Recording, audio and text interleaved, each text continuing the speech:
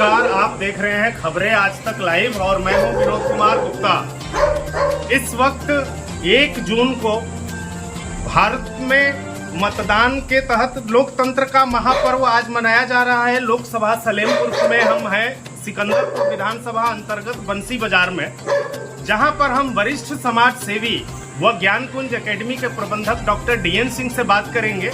ये अभी मतदान करके निकले हैं, तो हम इस महत्ता पर चर्चा करेंगे।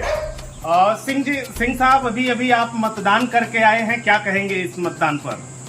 देखिए, दुनिया की जो लोकतांत्रिक व्यवस्था है देशों में हमारे हिंदुस्तान का लोकतंत्र बहुत बड़ा लोकतांत्रिक देश है हमारा, और किसी भी देश के विकास के लिए उसके लोकतंत्र को मजबूत होना बहुत आवश्यक है।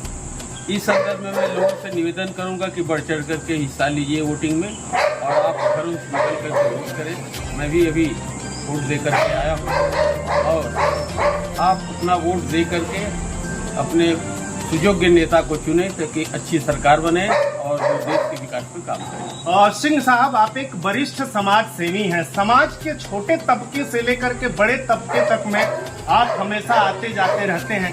क्या लगता है आपको कि इस बार का चुनाव जो हो रहा है, जो आज मतदान हो रहा है, मुख्यतः किन मुद्दों पर हो रहा है?